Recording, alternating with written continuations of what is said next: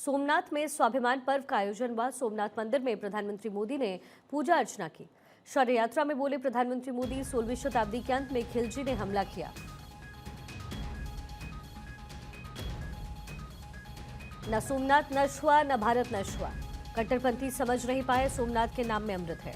मजहबी आतताई इतिहास के पन्नों में सिमट गए। सोमनाथ की रक्षा के लिए देश ने कई बलिदान दिए। मजहबी आतंक के नए नए आतताई आते रहे। सोमनाथ को नष्ट करने के लिए कई प्रयास हुए। भारत को खत्म करने के लिए कई कोशिश हुई।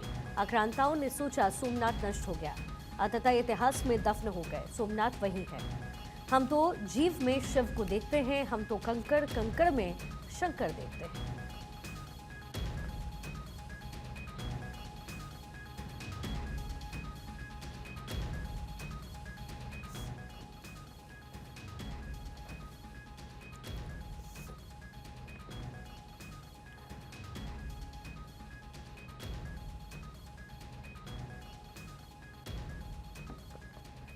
ये 4 तस्वीरें आपके टेलीविजन स्क्रीन पर इस समय है। इससे पहले कैसे ज्योतिर्लिंगों के दर्शन प्रधानमंत्री मोदी स्वयं करते आए हैं, ये कुछ तस्वीरें आपको दिख रही हैं। सोमनाथ हो, केदारनाथ हो, काशी विश्वनाथ हो या फिर महाकाल का दर्शन, प्रधानमंत्री मोदी समय समय पर ज्योतिर्लिंगों के दर्शन के लिए पहुंचते रहे हैं। और आज सोमनाथ मंदिर पहुंचने का उनका कार्यक्रम था। वहां पर उनका पहले तो भव्य स्वागत हुआ, उसके बाद वैदिक मंत्रोच्चारण के साथ प्रधानमंत्री मोदी ने पूजा अर्चना सोमनाथ मंदिर में की। गुजरात के सीएम उनके साथ लगातार यहां पर मौजूद भी नजर आए। हर हर महादेव का उद्घोष हुआ और जो सनातनी रंग है वो और उसकी छटा हर तरफ बिखरती हुई आज नजर आई। आज की तस्वीर है सोमनाथ की प्रधानमंत्री मोदी की एक तरफ, वही 3 और तस्वीरें हैं जिसमें आप प्रधानमंत्री मोदी को ज्योतिर्लिंगों के दर्शन करते हुए देख रहे हैं। वहीं दूसरी तरफ स्क्रीन के प्रधानमंत्री मोदी मंत्रोच्चारण के बीच पूजा अर्चना करते हुए सोमनाथ में आपको नजर आएंगे। रुद्राभिषेक प्रधानमंत्री मोदी द्वारा यहां पर किया गया और सोमनाथ को स्वाभिमान पर्व की तरह आज पूरे देश भर में मनाया गया है।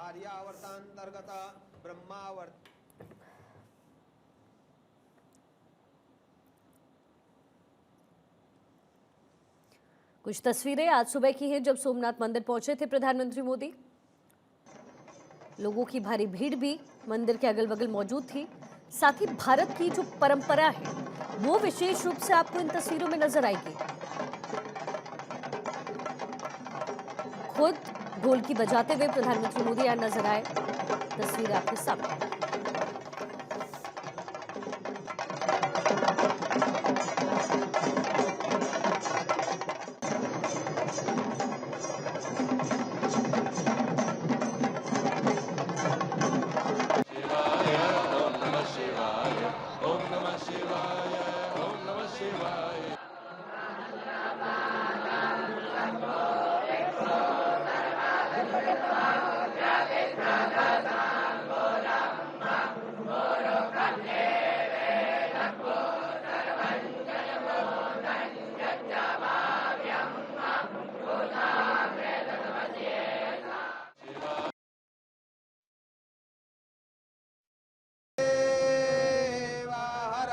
श्री सोमनाथ महादेव की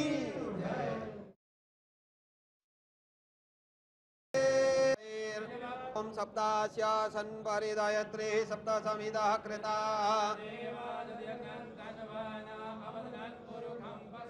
सोमेश्वराय संगाय सप्रिवराय जल अर्पण करवानुं छे।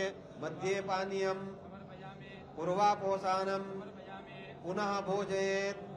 ओम प्राणाय स्वाहा, ओम अपानाय स्वाहा, ओम अग्निर्देवता वातो देवता सूर्यो देवा विश्वे देवा देवता बृहस्पतिर्देवतेन्द्रो देवता वरुणो देवता ओम यत्पुरुषं व्यददो कतिधा व्यकल्पयन् कवचिने च नमो वर्मिणे च भरुथिने च नमः श्रुताय चतुर्दशेन च नमो दुन्दुभ्याय च हनन्याय च भगवते शाम्ब सदाशिवाय महारुद्राय सांगाः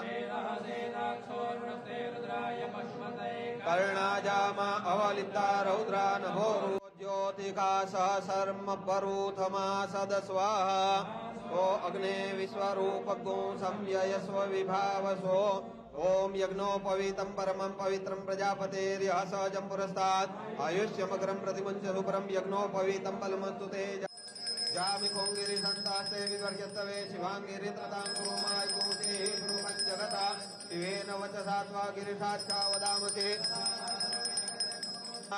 ओम तदिक्रावणो आकारिकं जिष्णोरस्वस्य वाजिना सुरभिनो मुखाकारत्प्रण आयुक्कुखितिः ओम ओम नमस्ते रुद्रमन्यवतो तैखवे नमः जाते रुद्र शिवा तनु ध्याये ध्यानं समर्पयामि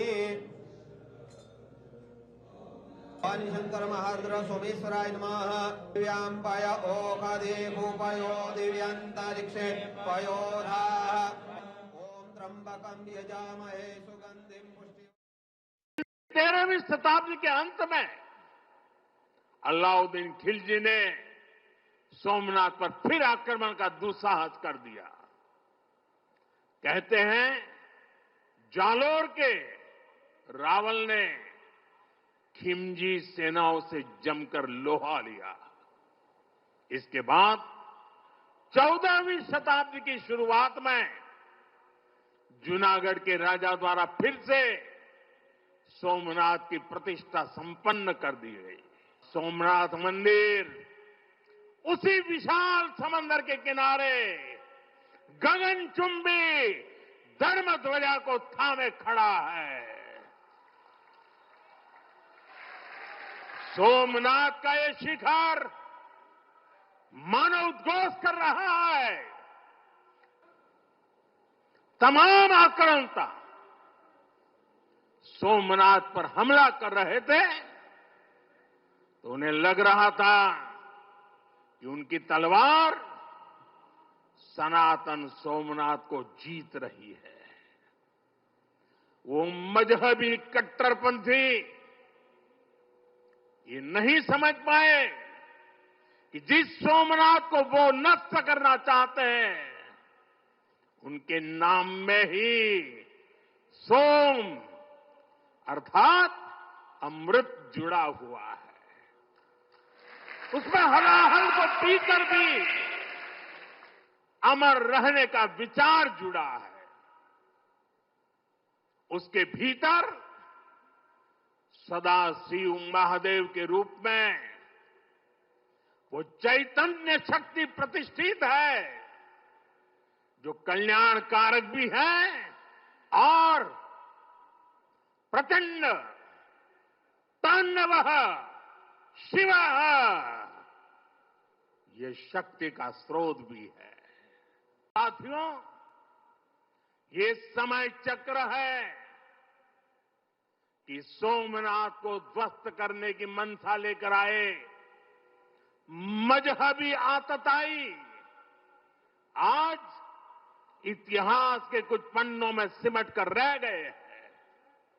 ये स्थान हमारे सामर्थ्य, प्रतिरोध और परंपरा के पर्याय रहे।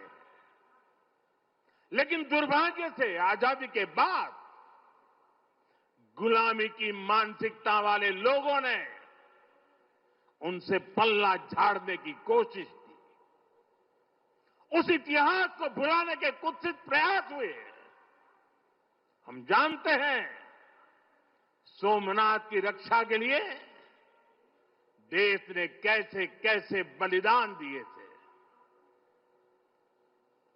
रावल कन्नड़े जैसे शासकों के प्रयास, वीर हमीर जी गोहिल का पराक्रम, बेगड़ा भील का शौर्य, ऐसे कितने ही नायकों का इतिहास सोमनाथ मंदिर से जुड़ा है। लेकिन दुर्भाग्य से इन्हें कभी उतना महत्व नहीं दिया गया।